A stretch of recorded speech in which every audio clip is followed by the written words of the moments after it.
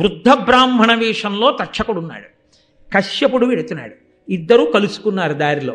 కలుసుకున్న తరువాత అడిగాడు, ఏమయ్యా నువ్వెవరు ఎక్కడికి వెడుతున్నావు అన్నాడు. అంటే కశ్యప ఋషి అన్నాడు, నేను రాజుని ఇవాళ 7వ రోజు తక్షకుడు కలుస్తాడు, కరిచినప్పుడు నేను ఆయన్ని మళ్ళీ విషం పోగొట్టి బ్రతికించడానికి వెడుతున్నానన్నాడు. పిచ్చివాడా, నువ్వు ఆ కోరిక విడిచిపెట్టు, వజ్రాయుధం తగిలినవాడు బతుకుతాడేమో, తక్షకుడు కరిచినవాడు బతకడు. నేనే తక్షకుణ్ణి, నేను ఒకసారి కరిస్తే బూది కుప్పగా పడిపోతాడు, మనిషి బతికుండడం కాదు, కాబట్టి నువ్వు బ్రతికించలేవన్నాడు. ఆయన అన్నాడు, బూది కుప్పగా నువ్వు చేసినా నేను బ్రతికించగలను. అయితే ఏది, ఇక్కడ పెద్ద మర్రి చెట్టు ఉంది, దాని కొమ్మలు ఎంత దూరం వ్యాపించాయో తెలియట్లా, పచ్చటి చెట్టు, నేను మొదట్లో కరుస్తాను, బూడిద కుప్పగా పడిపోతుంది, బ్రతికించి చూస్తానన్నాడు. తక్షకుడు కాటు వేశాడు, అది బూది కుప్ప కింద పడిపోయింది చెట్టు. వెంటనే ఈ కశ్యప ఋషి బ్రహ్మగారు తనకి ఉపదేశం చేసినటువంటి మంత్రాన్ని జపం చేసి ప్రయోగించాడు. వెంటనే ఆ మర్రి చెట్టు మళ్ళీ వచ్చింది. వచ్చేటప్పటికే తక్షకుడు ఆశ్చర్యపోయాడు. అయితే ఈ విషయం ఎలా తెలిసింది హస్తినాపురంలో అంటారేమో, ఒక వ్యక్తి కర్ర పుల్లలు ఏరుకుందామని అరణ్యంలోకి వచ్చి ఆ మర్రి చెట్టు మీదకి వచ్చి ఎండు పుల్లలు విరుచుకుంటున్నాడు. అకస్మాత్తుగా వీళ్ళిద్దరూ మాట్లాడుకొని తక్షకుడు కరవడంలో ఈ వ్యక్తి కూడా కాలి బూడిదైపోయి కింద పడిపోయాడు. మళ్ళీ కశ్యప ఋషి మంత్రప్రభావం చేత చెట్టుతో పాటు ఆయన కూడా బతికాడు. ఆయన తర్వాత పరిగెత్తుకుంటూ హస్తినాపురానికి వెళ్ళి ఈ విషయం అంతా చెప్పాడు. వాళ్ళిద్దరూ ఇలా మాట్లాడుకున్నారని, అందువల్ల బయటకు వచ్చింది లోకంలో. కాబట్టి ఇప్పుడు తక్షకుడు అన్నాడు, నేను కాటు వెయ్యడం అనేటటువంటిది పరమసత్యం, కాటు వేసేస్తాను, నువ్వెందుకు ఆయన్ని బతికించాలనుకుంటున్నావు? ఒకటి, మహానుభావుడు కాబట్టి బతికిస్తాడు. 2, రాజుని బతికిస్తే రాజు అపారమైన ధనం ఇస్తాడు. రాజు ఎంత ధనం ఇస్తాడో అంతకన్నా అధికమైన ధనం ఇస్తాను, నువ్వు బ్రతికించవద్దు, వెళ్ళిపోమన్నాడు. కశ్యప ఋషి కందులు మూసుకుని అంతర్దృష్టితో చూశాడు. రాజుకి మరణము తథ్యము అని తెలిసిపోయింది. అంటే ఒకసారి ఋషివాక్కు ఇక తప్పించుకోవడం కుదరదు, కాబట్టి ఎలాగో మరణిస్తాడు. కాబట్టి నేను ఈ డబ్బు తీసుకుని వెళ్ళిపోదామని ఆయన తక్షకుడు ఇచ్చినటువంటి డబ్బు పెట్టుకుని కశ్యప ఋషి వెళ్ళిపోయాడు. ఇప్పుడు ఈయన కోటలోకి ప్రవేశించాలి, ఒంటి స్తంభపు మేడలోకి. తన సోదరులైనటువంటి పావుల్ని కొంతమందిని పిలిచి, మీరు బ్రాహ్మణ కుమారుల వేషం వేసుకొని ఋగ్వేద యజుర్వేద మంత్రాలు చెప్తూ వెళ్ళండి, కొన్ని పువ్వులు పళ్ళు పట్టుకెళ్ళి ప్రసాదం రాజా నీకు రక్షగా ఇస్తున్నామని ఇవ్వండి. వేదం చదువుకుంటున్న బ్రాహ్మణ కుమారుల్ని చూస్తే రాజు కాదన్నాడు, తీసుకుంటాడన్నాడు. అంటే వాళ్ళు అలాగే వెళ్ళారు. వెడితే రాజు పాపం ప్రసాదం కదా అని పుచ్చుకున్నాడు. పుచ్చుకొని ఆయన ఆ పళ్ళు తన చుట్టూ ఉన్న మంత్రులకి ఇస్తున్నాడు. ఇస్తూ చాలా ధైర్యంగా ఆయన ఆ మంత్రులతో ఒక మాట అన్నాడు, సూర్యులనున్న మంత్రులను చుట్టములన్ కడుకూర్చు మిత్రులన్ సరబలండు చూచి మునిశాపతి నంబులు ఒవుదించే అంభోరుహమిత్రుడస్తగిరి పొందెడునంచొగి తత్ఫలావలుల్ వారలకెల్లబెట్టి అనవజ్యుడు తనొక పండు చెచ్చరన్. అదిగో సూర్యాస్తమయం అయిపోతోంది, పశ్చిమ దిక్కున గురుక్కిపోతున్నాడు సూర్యుడు. 7వ రోజు అయిపోయింది, కాబట్టి ఇంక శాపం నేను చేయదు, నేను బతికేసినట్టే. కాబట్టి ఇది ప్రసాదం బ్రాహ్మణ కుమారులు తెచ్చారు, మీరు తినండి అని వాళ్ళందరికీ పెట్టి ఒక పండు తీసి నేను తింటానని ఆ పండుని ఇలా విప్పాడు. విప్పగానే కొనివృచ్చుడు లోపల నల్లని క్రిమియై తోచి చూడలత్తుకవర్ణంబున పామి విషవహ్నులు తనుకగా గురువీరు కరచి తక్షకుడరియన్. ఆ పండిలా విప్పేటప్పటికే నల్లటి గుడ్లతో ఒక పురుగు కనపడింది. ఆ పురుగు మెల్లగా ఎర్రటి రంగుతో రక్తవర్ణంలో పాము అయింది. ఆ పాము తక్షకుడు. అది వెంటనే రాజుని కరచి పెద్ద స్వరూపాన్ని పొంది అగ్నిహోత్రాన్ని చిమ్మి అక్కడ ఉన్నటువంటి మేడని కూడా కాల్చేసి దూకి పారిపోయింది. అలా నీ తండ్రి చచ్చిపోయాడయా అంటే జనమేజయుడు మనసు ఎలా ఉంటుంది? ఆయన చాలా వ్యగ్రత పొందాడు తక్షకుడి మీద. నిజంగా కూడా తక్షకుడు యుక్తాయుక్త విచక్షణ లేని పావు. కాబట్టి ఇప్పుడు మంత్రులు అన్నారు, కాదన కిట్టిపాటి అపకారము తక్షకుడేక విప్ర సంబోధన చేసే నృపపుంగవ నీవు అనేక భూసురాపాదిత సర్పయాగమున భస్మము చేయుము తక్షకాది కాకోదర సంహతిన్ హుతవహోగ్ర సమగ్ర శిఖాచయంబులన్. ఒక్క బ్రాహ్మణుడు అలా అన్నాడని, తక్షకుడి చేతిలో చచ్చిపోవాలి పరీక్షిత్ అన్నాడని, ఆ బ్రాహ్మణుడి మాట నిజం చేయడానికి తక్షకుడు ఇంత పన్నాగం పన్ని మీ నాన్నని చంపేశాడు. మీ నాన్న మంచితనాన్ని దీన్ని పరిగణలోకి తీసుకోలేదు. ఏమి బ్రాహ్మణ వాక్కుకు అంత గౌరవం ఇచ్చాడుగా. ఏది, నువ్వు బ్రాహ్మణుల్ని తీసుకొచ్చి యాగం చెయ్యి, యాగం చేసి మొత్తం పావుల సంతతిని అగ్నిహోత్రంలో పారాయి, తక్షకుడిని కూడా పిలు, ఆయన్ని కూడా బలమనం. కాబట్టి నువ్వు ప్రతీకారం చెయ్యవలసిందే, చెయ్యి యాగం అన్నారు.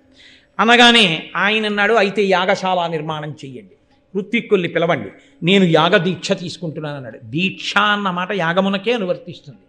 కాబట్టి నేను దీక్షితుడిని అవుతున్నానన్నాడు. యాగశాల నిర్మాణం చేశారు. యాగశాల నిర్మాణం చేసినా, ఇల్లు కట్టినా, వాస్తు అన్నదానికి దాని యొక్క ప్రభావం దానికి ఉంటుంది అని శాస్త్రం చెప్తాం. ఎవరు ఏ మాటలు చెప్పినా మనం శాస్త్రాన్ని నమ్మిన వాళ్ళమైనప్పుడు మనం అలాగే మాట్లాడవలసి ఉంటుంది, మనం అలాగే పాటించవలసి ఉంటుంది. కాబట్టి అందులో ఒక పౌరాణికుడు, ఒక మహానుభావుడు, శాస్త్రములు తెలుసున్నవాడు వచ్చి జనమేజయుడితో అన్నాడు, అనగా ఈ యజ్ఞము విధి సనాధరుత్తి ప్రయోగ సంపూర్ణం వయ్యును గడచన నేరదు నడుమన యుడుగును భూసురోత్తమ నిమిత్తమునన్. ఈ యాగశాల నిర్మాణంలో దోషం ఉంది.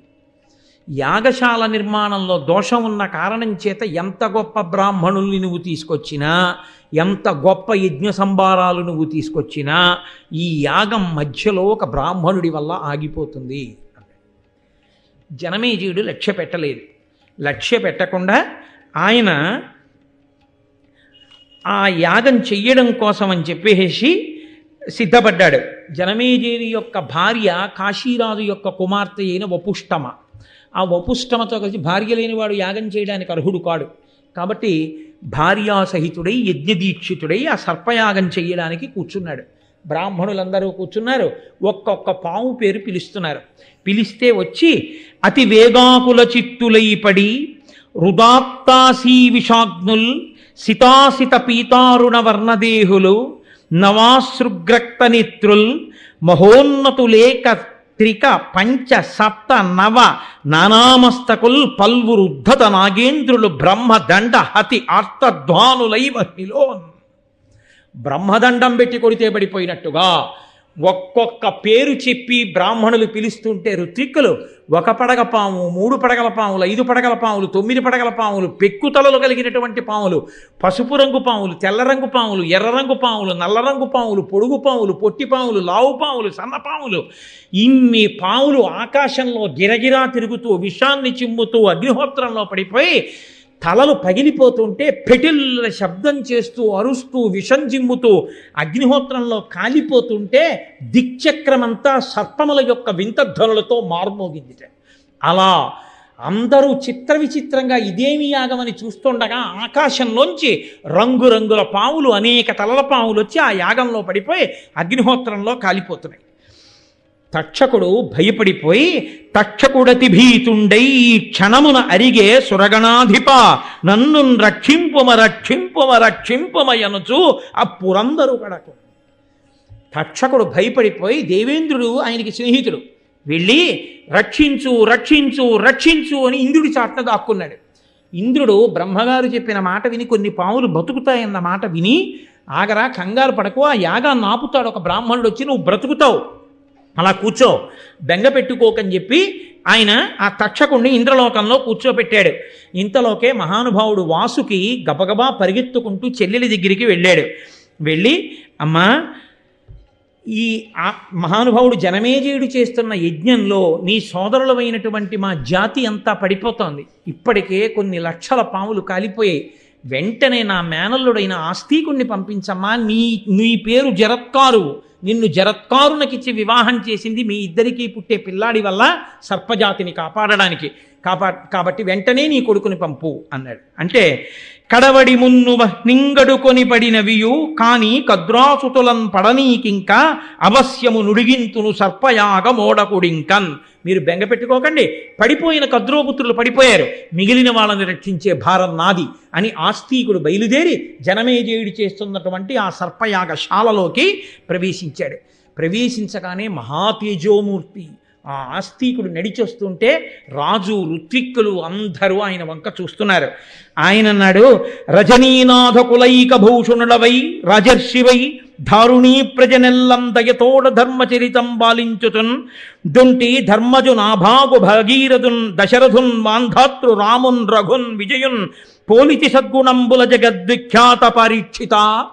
మహానుభావ పరీక్షిత్తు, నీవు రజనీనాథ కులైక భూషణుడవై రాజర్షివై చంద్రవంశంలో పుట్టినటువంటి గొప్ప రాజువై రాజర్షివై ప్రజలందరినీ దయతో ధర్మంతో పరిపాలన చేస్తూ ఆనాడు ధర్మరాజు నాభాగుడు భగీరథుడు దశరథుడు మాంధాత రాముడు రఘుమహారాజు అర్జునుడు ఎలా పరిపాలన చేశారో అలా పరిపాలించావయ్యా.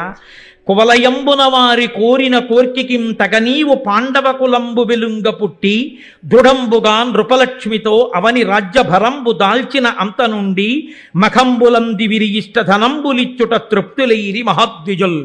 నాయన, ఈ భూమండలానికి అంతటికి నువ్వు చక్రవర్తి అయిన తరువాత నీ రాజ్య పరిపాలనలో నువ్వు అనేకమైన యజ్ఞయాగాది క్రతువులు చేస్తూ ఋత్విక్కుల్ని పిలిచి నువ్వు ఇచ్చినటువంటి సంభావనల చేత ఆ యజ్ఞ దీక్షితులైనటువంటి ఋత్విక్కులకి నువ్వు ఇచ్చినటువంటి దక్షిణల చేత బ్రాహ్మణులందరూ ఎంతో తృప్తి పొంది ఉన్నారు. ఈ స్తోత్రం చెయ్యడంలో ఒక రహస్యం ఉంది, దాని చివర మీకు దాన్ని చెప్తాను. వితతమఖ ప్రయోగ విధివిత్తము ఉత్తమధీయతుల్ జగన్నుత సుమహాతపోధనులు అనుగ్రహ నిగ్రహ శక్తియుక్తులీక్రతువున ఋత్వికుల్ కమలగర్భ సమానులు పూర్వ దిక్పతి క్రతువున యజకోత్తముల కంటే ప్రసిద్ధులు సర్వ విద్యలన్. నువ్వు ఇక్కడ నిమంత్రణం చేసినటువంటి ఋత్విక్కులున్నారే, వాళ్ళు ఆగ్రహించినా అనుగ్రహించినా ఏదైనా చెయ్యగలిగినటువంటి సమర్థులు. ఒకానొక నాడు బ్రహ్మగారు చేసినటువంటి యజ్ఞం ఉందే పూర్వదిక్కున, ఆ చేసినటువంటి యజ్ఞం కన్నా ఇవాళ నువ్వు చేస్తున్నటువంటి యజ్ఞం, ఇక్కడ కూర్చున్నటువంటి ఈ ఋత్విక్కులు గొప్పవాళ్ళయా.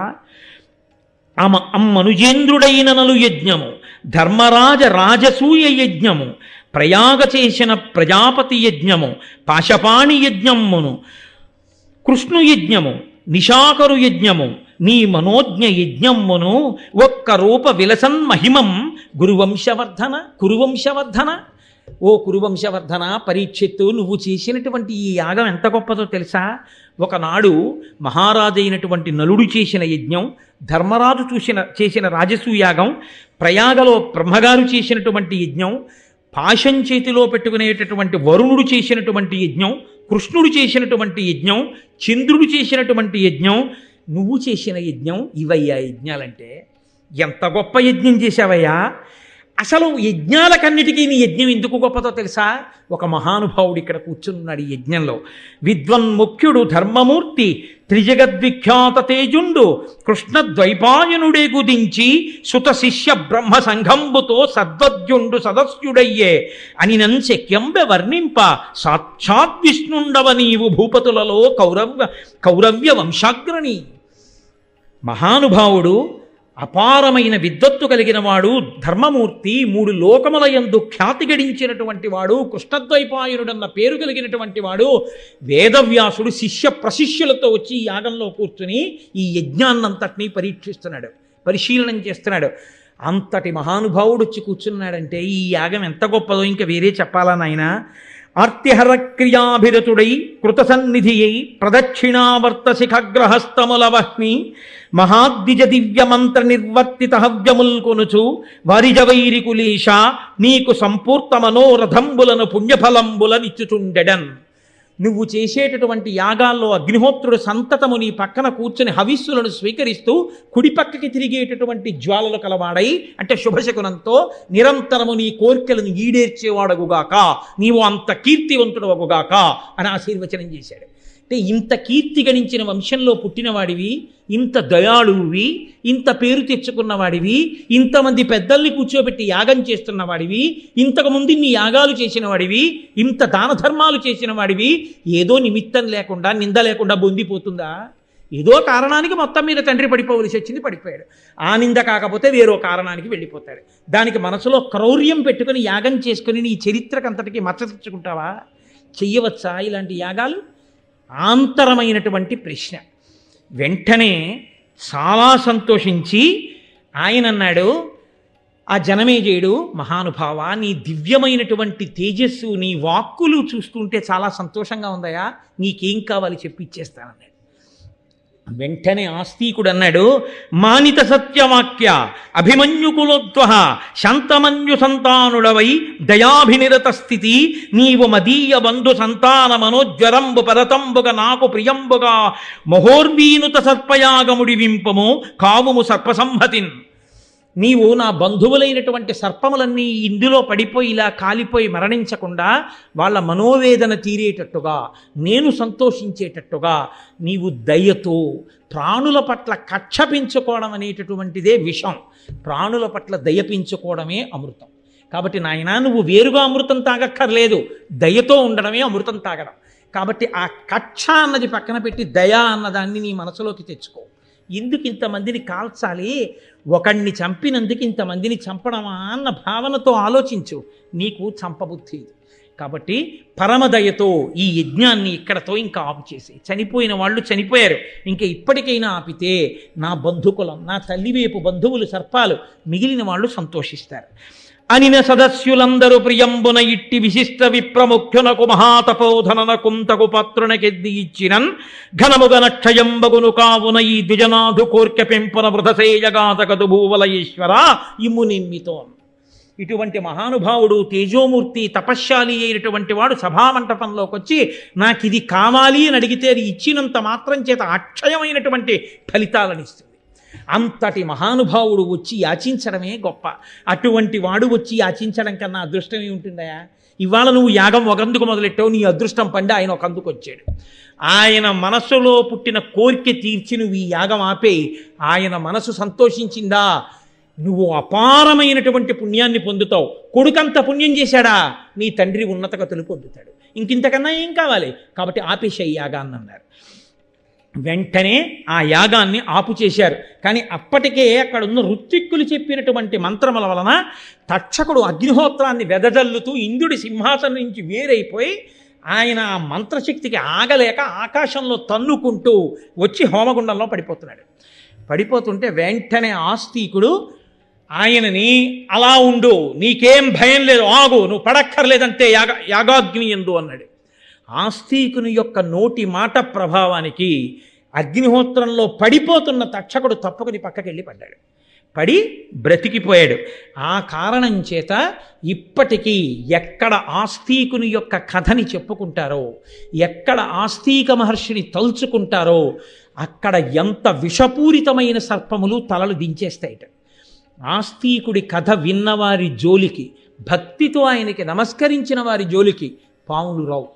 ఎవరైతే ఆ జరత్కారుడికి పుట్టినటువంటి ఆస్తికుని వలన ఉభయ వంశములు తరించి సర్పయాగంలో పాములు పడకుండా రక్షింపబడినటువంటి ఈ కథ వింటున్నారో అటువంటి వారికి పాముల వంటి పాపములు తొలగి వారు భగవంతుణ్ణి చేరడానికి, భగవంతుణ్ణి అనుగ్రహాన్ని పొందడానికి యోగ్యమైన స్థితిని పొందుతారు.